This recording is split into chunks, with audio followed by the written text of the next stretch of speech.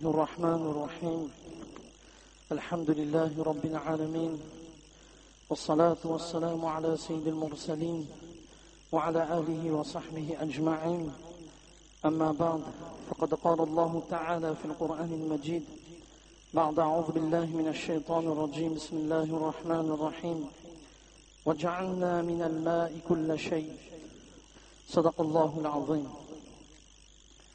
رب اشرح لي صدري ويسر لي أمري واحلل عقدة من لساني يفقهوا قولي سبحانك لا علم لنا إلا ما علمتنا إنك أنت العليم الحكيم رب ارحمهما كما ربياني صغيرا جزا الله عنا محمدا صلى الله عليه وسلم بما هو أهله.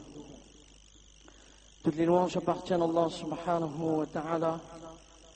Et lorsqu'on commence, on mentionne toujours les louanges d'Allah subhanahu wa ta'ala parce que c'est lui le créateur de toutes choses. L'être humain n'est rien sans Allah subhanahu wa ta'ala. Gardez toujours à l'esprit que nos capacités, nos moyens, notre statut, notre richesse, les biens matériels que nous possédons, tout vient de la part d'Allah subhanahu wa ta'ala. Notre intelligence, tout ce qu'on possède vient de la part d'Allah subhanahu wa ta'ala. Remercier Allah subhanahu wa ta'ala, c'est faire profiter soi-même des bienfaits d'une façon perpétuelle d'Allah subhanahu wa ta'ala. Car Allah subhanahu wa ta'ala nous invite à travers la gratitude, l'augmentation de nos bienfaits. Et cette augmentation, elle n'est pas forcément en termes de quantité, mais en termes de qualité. La satisfaction du cœur, être bien dans sa peau, c'est-à-dire le bien-être. Quelqu'un peut posséder le monde entier, mais chaque jour, lorsque cette personne se réveille, elle n'est pas bien. Dans son esprit, dans son cœur, cette personne ne se sent pas bien. C'est pour cela, Imam Razi, rahimahullah, dans le commentaire exceptionnel qu'il fait du verset Ala bi dhikrillahi tatma'innul qulub, que c'est uniquement par le rappel d'Allah que les cœurs se tranquillisent, subhanallah. Dans le commentaire de ce verset, il dit la matière, par définition, elle est instable, parce que la matière change, l'époque change, les objets changent. Et donc il n'y a aucune stabilité. Mais Allah subhanahu wa ta'ala, celui qui a été, qui est et qui restera toujours, dans son nom, il n'y a aucun changement. Il y a une force. Agrippez-vous à la corde d'Allah, mais c'est ça. C'est uniquement dans son rappel et dans l'enseignement de Rasulullah sallallahu alayhi wa sallam qu'on trouve cette stabilité intérieure, ce bien-être intérieur. Et ça, c'est une richesse exceptionnelle. Wallah, ça c'est une richesse exceptionnelle. Quelles que soient les situations, les difficultés, il y a une émotion qui s'exprime. Ça c'est sûr. Mais cette émotion ne nous empêche pas de continuer à vivre au sens où je vais pas me suicider pour terminer les difficultés et les problèmes de ce monde. Jamais. Parce que je sais que derrière ces épreuves, Allah subhanahu wa ta'ala, il a mis une récompense énorme. Il y a quelque chose d'exceptionnel. Le croyant, il est toujours gagnant. Ajaban li amri al-mu'min. Que l'affaire du croyant est exceptionnelle, extraordinaire. Donc Allah subhanahu wa ta'ala, lorsqu'on fait ces louanges, cela nous permet de garder toujours ce bien-être intérieur. Parce que oh Allah, c'est toi qui donne, c'est toi qui enlève, et c'est toi qui reprends. Toujours garder cela à l'esprit. L'enseignement de Rasulullah sallallahu alayhi wa sallam, c'est un message de juste milieu. Allah subhanahu wa ta'ala nous a donné les moyens, il nous a donné la richesse, il nous a donné les biens matériels. Toutes les ressources humaines, toutes les ressources de la terre, Allah subhanahu wa ta'ala les a créées pour nous. Et ce juste milieu veut qu'il y ait deux choses. Qu'il y ait deux choses. Dans tout ce qu'Allah subhanahu wa ta'ala nous a donné, on vient de voir, faire preuve de gratitude, Allah subhanahu wa ta'ala, il augmente. Et l'utilisation maintenant de ces biens qu'Allah subhanahu wa ta'ala nous a donnés. Ce principe du juste milieu veut qu'il y ait deux choses. La bonne utilisation de ce qu'Allah subhanahu wa ta'ala nous a donné et ne pas gaspiller. Il n'y a jamais d'excès, ne pas gaspiller. Nous sommes en été, on va prendre un exemple tout simple, nous sommes en été. La chaleur s'installe et l'eau. L'exemple de l'eau, il est éloquent. Allah subhanahu wa ta'ala, lorsqu'il parle de l'eau, وَجَعَلْنَا مِنَ الْمَاءِ كُلَّ شَيْءٍ, chaque chose est constituée d'eau. Allah subhanahu wa ta'ala, chaque créature a été constituée d'eau. Donc l'eau, c'est la source de la vie. Allah subhanahu wa ta'ala nous a donné ce bienfait exceptionnel. À travers l'eau, la terre revit. À travers l'eau, l'être humain perpétue son existence. À travers l'eau, les plantes respirent. Et les plantes nous offrent une couleur exceptionnelle. L'eau a cette capacité qu'Allah subhanahu wa ta'ala lui a donnée, que cette eau, elle est pure. Lorsqu'elle descend, lorsqu'elle vient du ciel, cette eau est pure. C'est une source de vie. Non seulement c'est une source de vie, mais cette eau permet de régulariser la température du corps. Demandez aux scientifiques. Cette eau, elle est exceptionnelle. Donc l'eau non seulement est source de vie, toute chose est constituée d'eau, on vient de voir. Elle est source de vie jusqu'à où il y a les conflits géopolitiques à cause de l'eau. Les conflits géopolitiques naissent justement de ce bienfait exceptionnel qu'Allah subhanahu wa ta'ala il a accordé, l'eau. Et l'eau, il est important même pour notre dîn, lorsqu'on accomplit les ablutions. Subhanallah. Dans chaque construction des mosquées, il y a eu la construction des bassins et des fontaines. Justement parce que c'est important aussi pour le culte. Donc, il y a une évidence que l'eau, c'est un bienfait immense de la part d'Allah subhanahu wa ta'ala. Lorsqu'il y a coupure d'eau, on ne peut pas prendre une douche. Lorsqu'il y a une coupure d'eau, le repas, lorsqu'il y a une coupure d'eau, tout est bouleversé. Par simplement que ce bienfait n'est pas présent. Allah subhanahu wa ta'ala nous donne et nous fait prendre conscience que c'est un bienfait exceptionnel. Toutes les boissons du monde ne pourront pas remplacer cette eau qu'Allah subhanahu wa ta'ala a donnée. Et d'un point de vue de la médecine, qu'est-ce que Rasulullah sallallahu alayhi wa sallam il a dit dans Muslim? Inna al-humma min fawri jahannam fabruduha bil ma'. Ou kama qala alayhi salatu wa salam, que la fièvre provient du bouillonnement de l'enfer.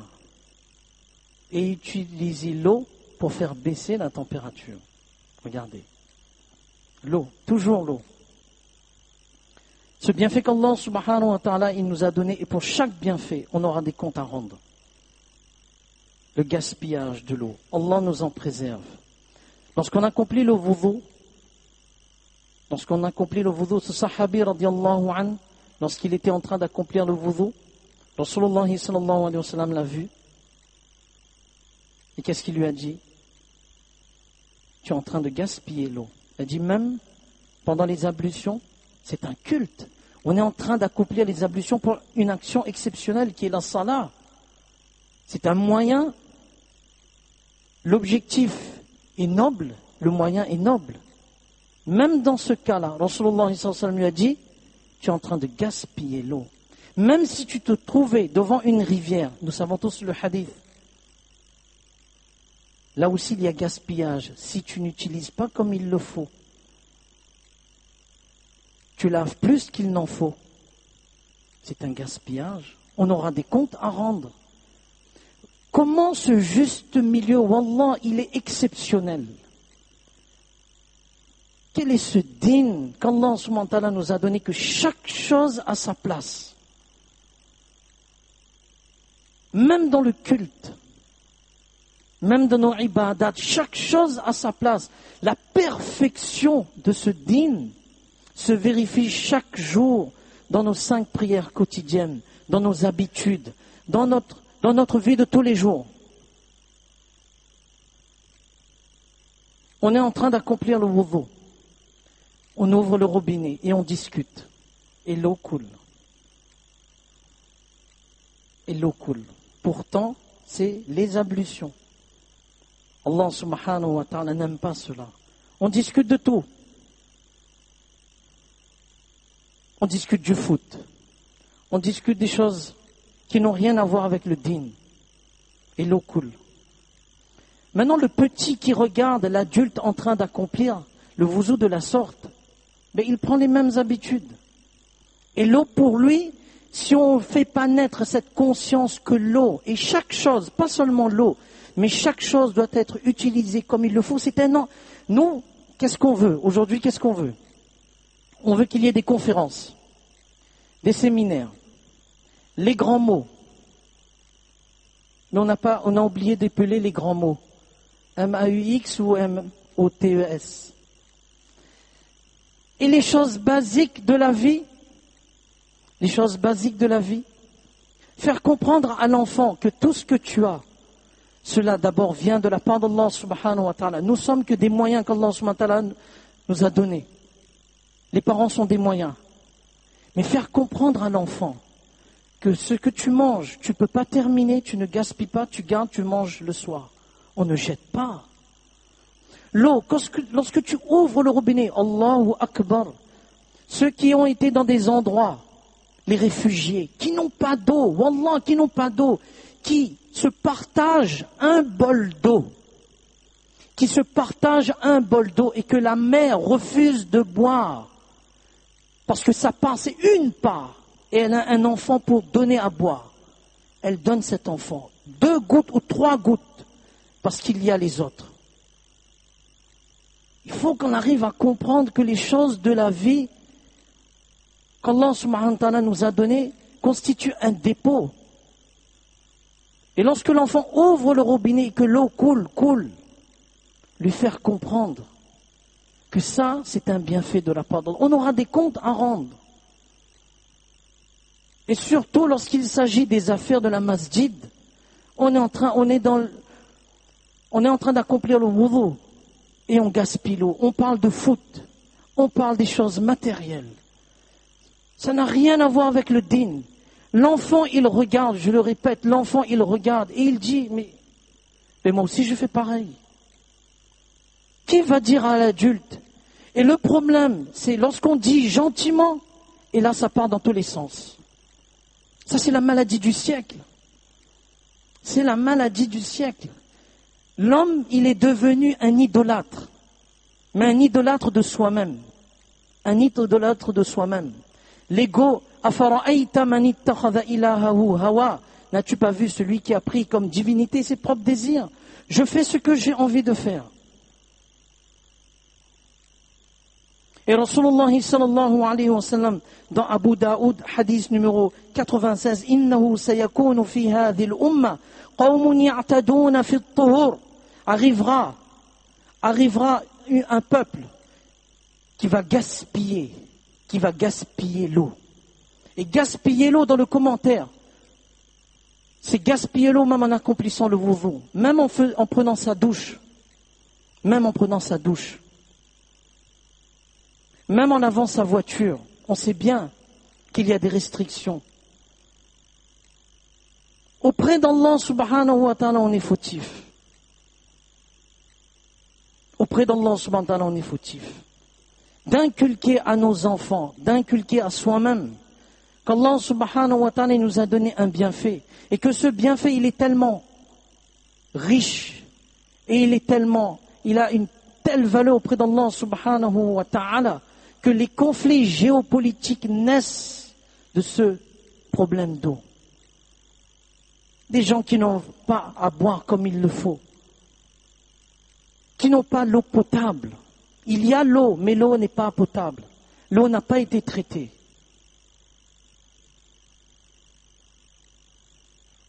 Et nous sommes responsables. Et l'éducation commence à la maison. Allahu Akbar, l'éducation commence à la maison. Notre exemplarité, notre vie exemplaire doit être une source d'invitation vers l'enfant. Parce que l'enfant, le premier enseignement pour un enfant, c'est l'imitation.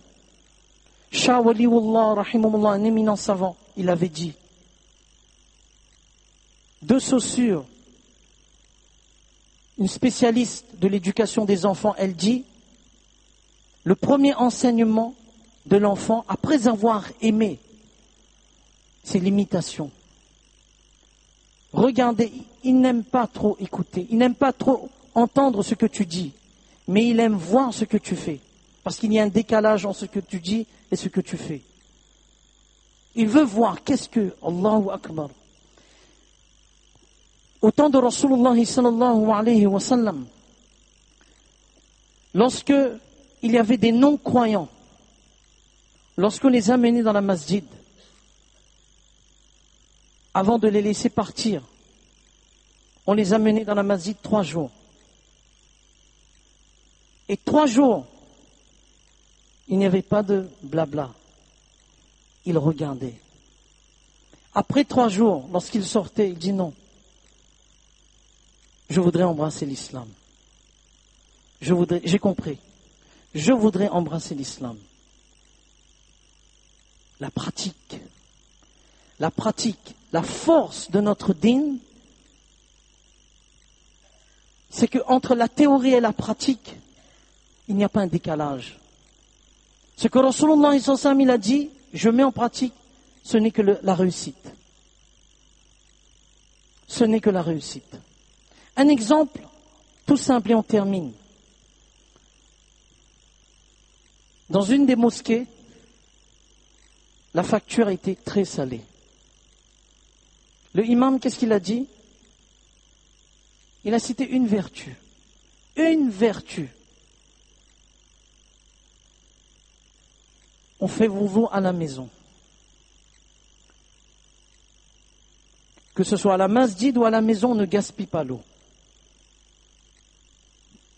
Mais en faisant le wudu à la maison, Rasulullah sallallahu alayhi wa sallam, il a dit que lorsque tu viens à la masjid, tu as un hajj nafil accepté par Allah subhanahu wa ta'ala. Les gens, subhanallah, un hajj nafil accepté par Allah subhanahu wa ta'ala. En une semaine, la consommation d'eau, Allahu Akbar, dans la masjid, ça a baissé. C'est notre responsabilité. Le jour où il n'y a plus d'eau, comment on fait? Ou Allah subhanahu wa ta'ala, il enlève ce bienfait, comment on fait? Le jour où il y a un conflit, Allah subhanahu wa ta'ala nous en préserve, mais dans certains pays, ça se passe comme ça. On tue pour l'eau. Ce n'est pas une question de religion. On met la religion pour nous faire comprendre telle chose. Mais au fond, c'est quoi? Voler les ressources naturelles. Voler les ressources naturelles. Parce qu'on sait que derrière l'eau, il y a ce qu'on appelle pour eux le Dieu argent. Allah subhanahu wa ta'ala nous en préserve. Allah subhanahu wa ta'ala nous fasse comprendre que tout ce qu'Allah subhanahu wa ta'ala nous a donné, c'est un dépôt. Son utilisation, point d'excès, c'est là où se trouve notre réussite. Sa bonne utilisation, et Inch'Allah, on sera récompensé pour cela. Allah subhanahu wa ta'ala nous donne tous la compréhension de ce qu'on vient de dire. Amin wa akhiru da'wana alhamdulillah rabbil alamin. Jazakumullah.